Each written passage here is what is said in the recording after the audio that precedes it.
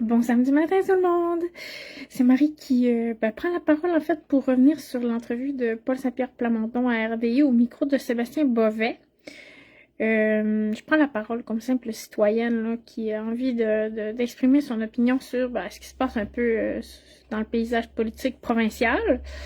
La politique provinciale, c'est toujours ce qui m'a intéressé le plus par le passé. Je veux dire, je suis de loin la politique municipale et fédérale, mais la politique provinciale, c'est toujours ce qui m'a le plus interpellée. Et je suis quand même assez assidûment Paul Saint-Pierre Plamondon là, depuis ces derniers mois. Et c'est ça, j'étais ce matin en avant, je me suis levée à 6h30, j'allais faire mon épicerie. Donc à 9h, j'étais à la maison avec beaucoup de choses à faire quand même. D'où l'idée de se lever tôt. Mais quand même, j'ai pris le temps de regarder tout le passage de Paul Saint-Pierre Plamondon. Et j'avais noté des petites choses au passage que je voulais partager un peu avec vous. Et la première chose, c'était que Paul Saint-Pierre Plamondon, il demandait de l'écoute aux citoyens. Et c'était très touchant de la manière qu'il faisait. Et vraiment, par rapport à ça, je trouve que c'est une demande qui est légitime parce que j'ai l'impression que ça concerne tout le monde, mais ça me choque par rapport à lui en particulier, c'est que j'ai l'impression qu'à chaque fois qu'il essaie d'exprimer quelque chose, les gens le coupent. Et j'ai l'impression que Paul Saint-Pierre Plamondon, c'est une personne qui, pour avoir utilisé encore une fois énormément, très souvent le mot intelligent pendant son passage, c'est un gars qui raisonne. T'sais, alors il y a un raisonnement, puis il faut qu'il aille au bout de son raisonnement. Fait que même si ça fait longtemps qu'il parle, il a pas nécessairement complété son processus intellectuel. Il a pas nécessairement eu la chance de pouvoir dire tout ce qu'il avait à dire.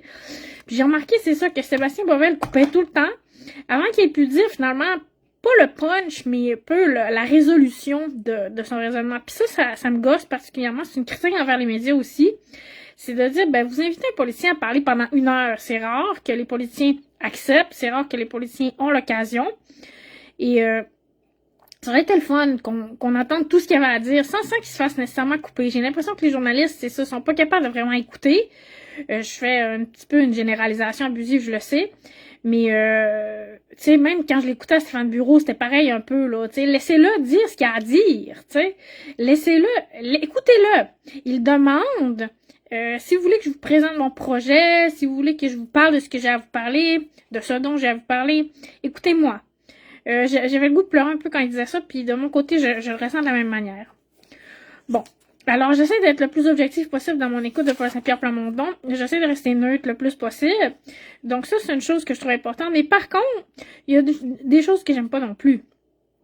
Comme par exemple, j'aime pas que, à la manière sectaire, ok? Alors, pour enrôler des gens dans une secte, on leur dit ils sont donc ben beaux, ils sont donc ben fins, ils sont donc ben intelligents. Puis, après ça, on les flatte, ok? Puis, à partir de là, on les enrôle dans une première étape. Et une fois qu'ils sont enrôlés dans une première étape, là, on les enrôle dans une deuxième étape. Et là, à la deuxième étape, on les enrôle dans une troisième étape sans qu'ils sachent nécessairement où ils s'en vont. C'est le propre aussi du crime organisé. C'est un sujet que j'aborde souvent. Et vous comprendrez que j'ai quand même un passé de personne qui a été dans la rue. Donc, c'est quelque chose que, avant, pour moi, n'existait pas, le crime organisé. C'était dans des films puis des séries américaines, puis tout ça. Mais maintenant, j'ai compris que c'est bien réel. Puis, c'est ça. Je pense que c'est les mêmes méthodes qu'on utilise aussi pour nous enrôler dans des groupes criminels. Quand je parle de groupes criminels, sectaires criminels, c'est un peu toute la même affaire. Donc, faut faire attention avant de dire aux Québécois, vous êtes donc beaux, vous êtes donc beaux, vous êtes donc fins. Écoutez-moi.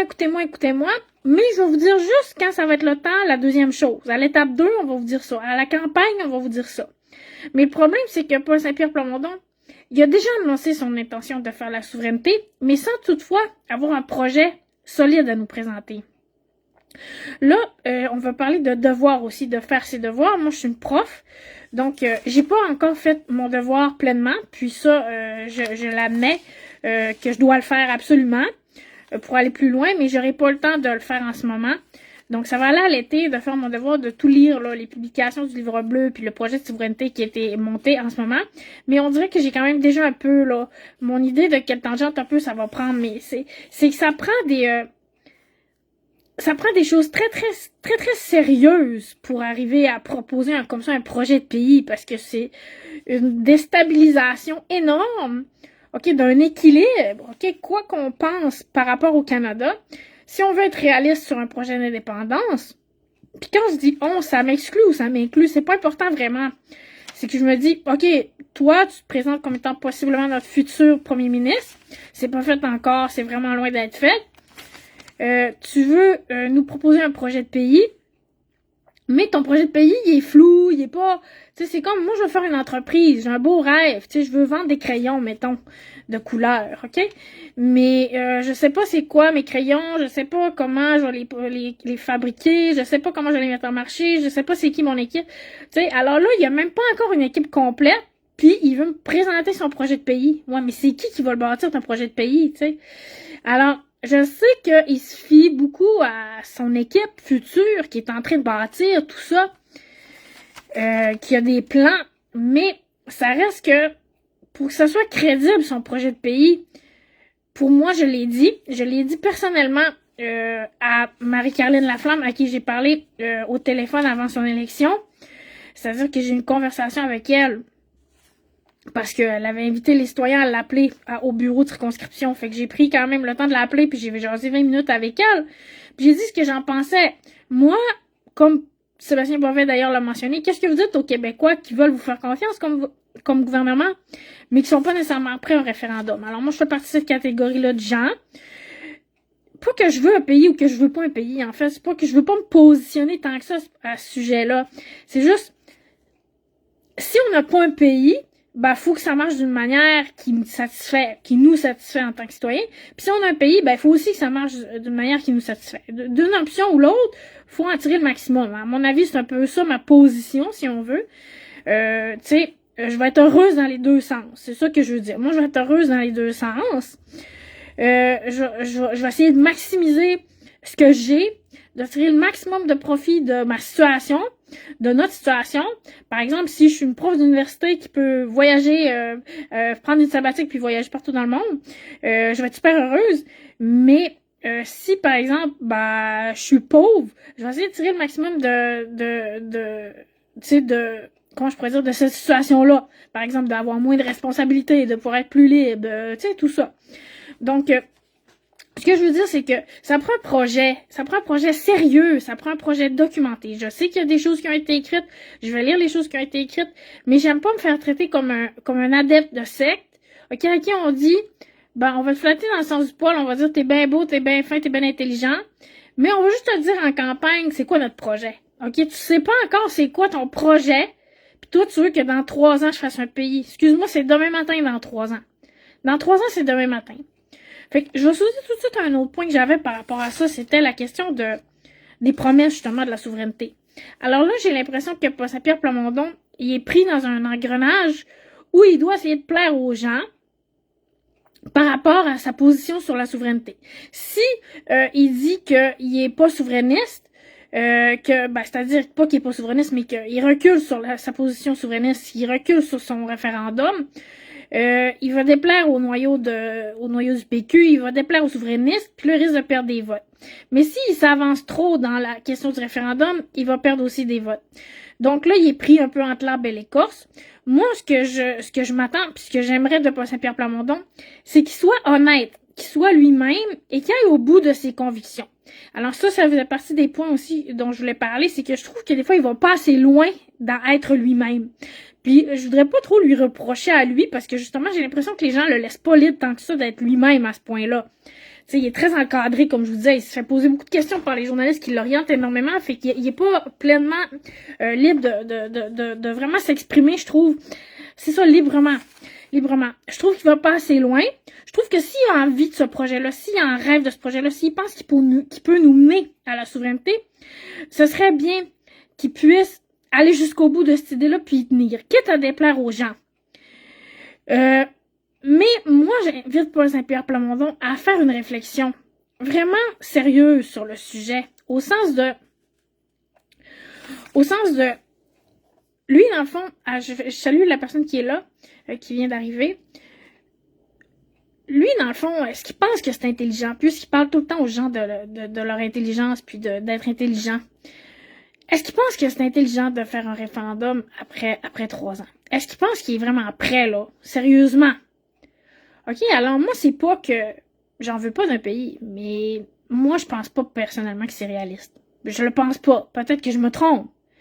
Mais je pense pas que tu peux arriver avec un projet assez étoffé pour faire un pays, là.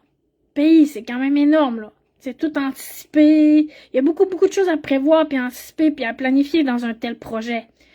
Donc, est-ce qu'il peut vraiment s'avancer à ce point-là de dire on va faire un référendum sur la souveraineté, puis est-ce qu'il peut se permettre de parler en essayant de plaire aux électeurs? Moi, rendu à ce point-là, j'aimerais ça qu'il se questionne, puis qu'il se positionne de façon vraiment sérieuse par rapport à cette question-là, pas par rapport à l'électorat, puis à essayer d'avoir des votes, puis à essayer de nous enrôler comme dans une secte, ou à essayer de plaire aux gens, ou... Moi, je suis prête à l'écouter. S'il demande de l'écoute, je suis prête à l'écouter. Je l'écoute déjà, je l'écoute beaucoup. Mais par contre, j'aimerais ça qu'il réfléchisse vraiment à est-ce que c'est réaliste, OK, de penser qu'on pourrait avoir un référendum gagnant, je le dis gagnant, tu sais, parce que ça aussi, c'est une question de Sébastien Bouvet, il dit, qu'est-ce que vous allez faire si votre référendum il est perdant, tu sais. Bon, je dirais pas comment je me sens quand je parle de ça, quand je dis un référendum perdant. Tu sais, ça serait inutile de faire un référendum perdant. Ça serait stupide de faire un référendum perdant.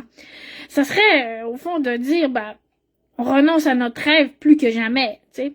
Alors moi, en ce moment, des fois, j'ai l'impression que Paul Saint-Pierre Plamondon, il est suicidaire par rapport à la question nationale, alors que Mike Carney est plus nationaliste, plus souverainiste que Paul Saint-Pierre Plamondon. Vous allez dire que d'où tu sors ça? Mais Mike Carney, avec son discours d'être à la table et pas au menu, je trouve qu'il insuffle cette volonté d'être souverain, justement. Puis des fois, je me demande même, ça va très loin ma réflexion, mais je me demande même si Mark Carney est pas en train d'essayer indirectement ou subtilement ou inconsciemment peut-être de dire aux Québécois, prenez en charge votre propre destin, là. Tu sais, moi, je vais vous laisser prendre en charge votre destin. Comme un bon vieil ami comme un bon père de famille qui dit à son enfant, tu sais, vas-y en appartement, là, tu sais, je comprends, j'aimerais ça que tu restes avec moi, mais je comprends que tu as besoin de voler tes propres ailes. Je sens ça de la part de Mark Carney. Bon, je sais pas si c'est conscient ou si c'est réel ou quoi, ou si c'est dans ma tête, mais quoi qu'il arrive, c'est ça. J'ai l'impression que Paul Saint-Pierre Plamondon, il court à sa perte en disant, on va faire un référendum dans 3 ans, tu sais. Je comprends les enjeux. C'est pas sûr qu'on soit au gouvernement pendant 8 ans comme la CAQ. Donc, est-ce qu'on peut se permettre de faire un référendum? Puis si on le fait pas la première année, puis on le promet la deuxième année, on n'aura pas un deuxième mandat, etc. Je comprends qu'il y a des questions stratégiques là-dedans. Mais la réalité, c'est si on veut vraiment un pays, le projet, faut le monter, le projet. Tu sais, alors là,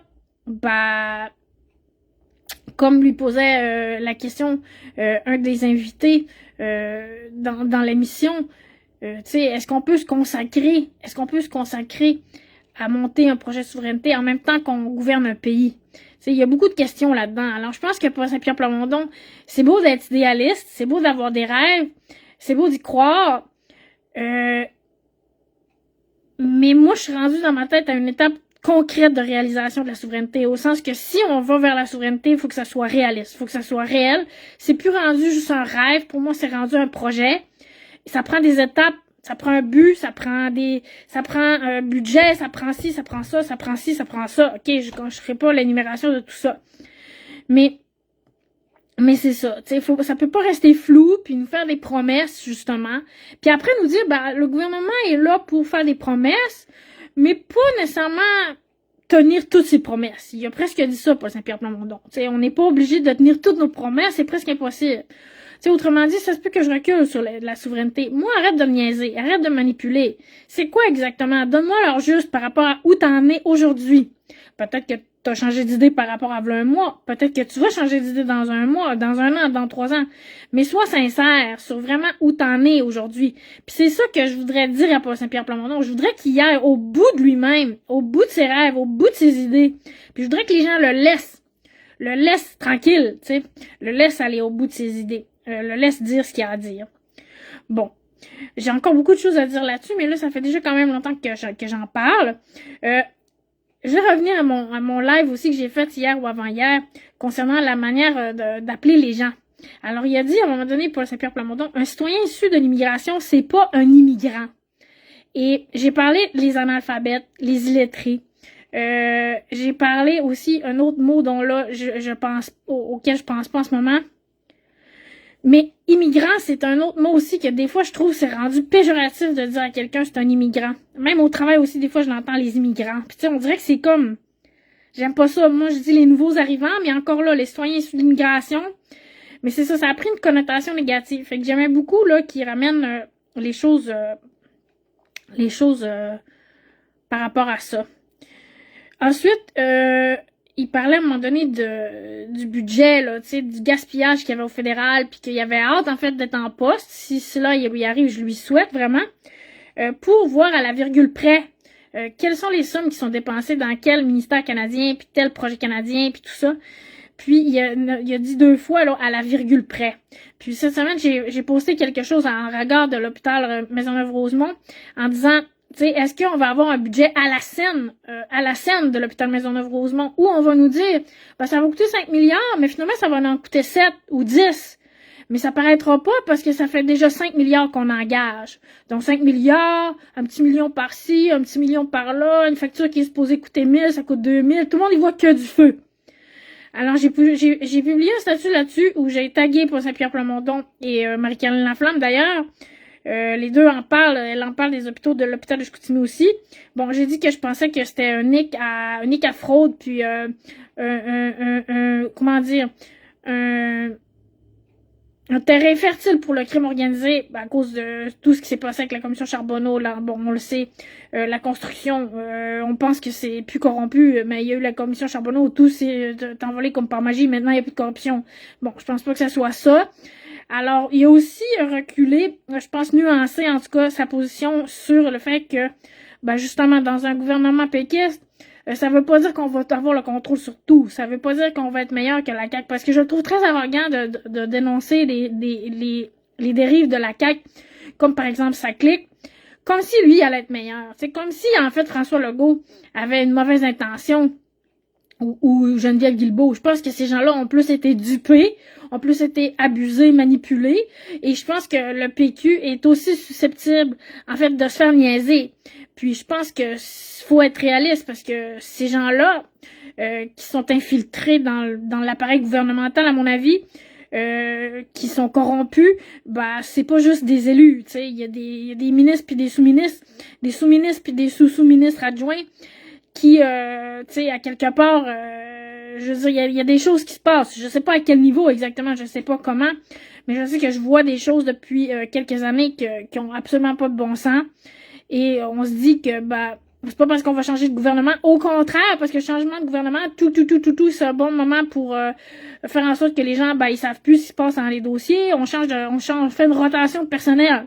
Donc, en faisant une rotation de personnel des gens qui dirigent, bah, ceux qui sont là depuis plus longtemps, tu sais, ben, c'est eux autres qui sont en contrôle de la situation. On comprend.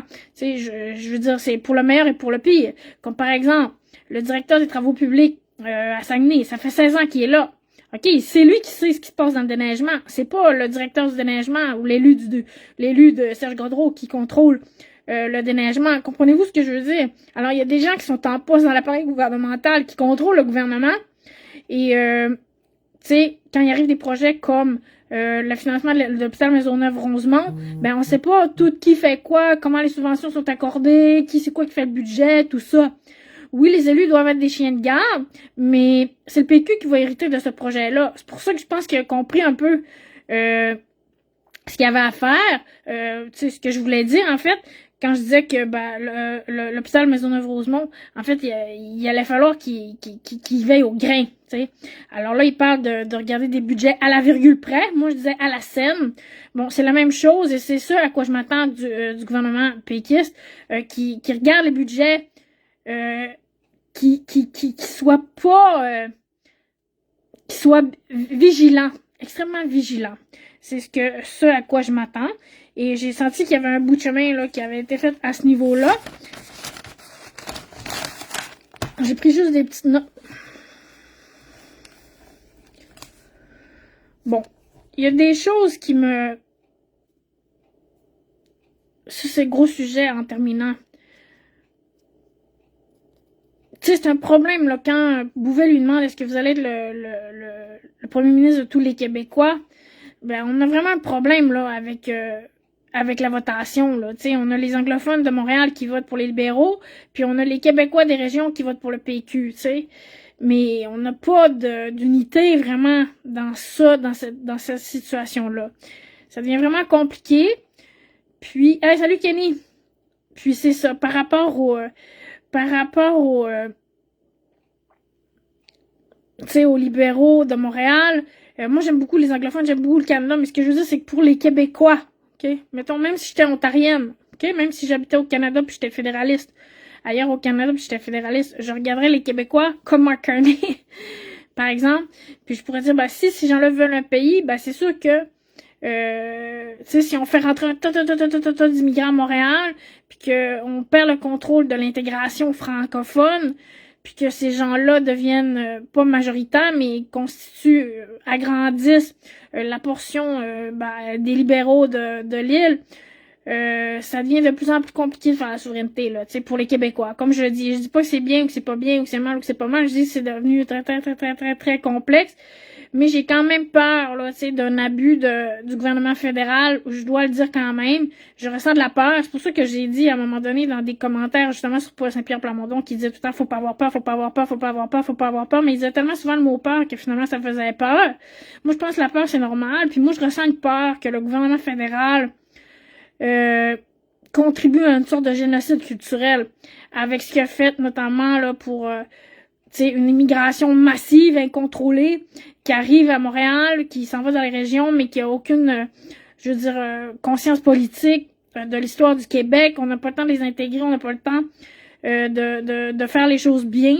Alors, c'est un peu un coup bas, je trouve, du gouvernement fédéral, au sens, comme je vous dis, au sens ça va très loin quand même. Bon. Alors, Kenny, faudrait que tu t'exprimes plus largement sur ce sujet-là. Mais là, j'allais clore le live, dans le fond, sur le retour des Nordiques, en disant simplement que, finalement, on était d'accord là-dessus, puis je trouvais ça le fun que Paul Saint-Pierre Plamondon parle d'un éventuel retour des Nordiques, parce que moi, j'avais participé là à la fondation de la Nordique Nation, puis j'avais milité pour avoir un amphithéâtre à Québec, mais je suis tellement déçue de ce qui s'est passé, que ça a été financé par la Ville de Québec, tu sais, alors que Vidéotron a amplement l'argent pour le financer. Je trouve qu'il y a eu des abus, je me suis sentie niaisée dans cette situation-là, puis on les a pas, nos Nordiques, fait que j'ai l'impression que j'ai contribué à créer un monstre qui gobe énormément d'énergie, d'électricité, mais qui coûte cher énormément, mais qui remplit pas sa mission finalement d'avoir une équipe de hockey. Alors, comme Paul Saint-Pierre Plamondon, je souhaite que ça arrive dans un futur pas trop lointain et qu'on se réapproprie notre culture et notre patrimoine sportif également, comme il disait. Sur ça, c'est mes petites réflexions de ça. Il y avait beaucoup d'autres choses à dire puis à approfondir, mais c'était juste une réaction à brûle pour point, comme je vous disais. Alors, je vous souhaite une bonne journée, fait beau, profitez-en. Bye bye!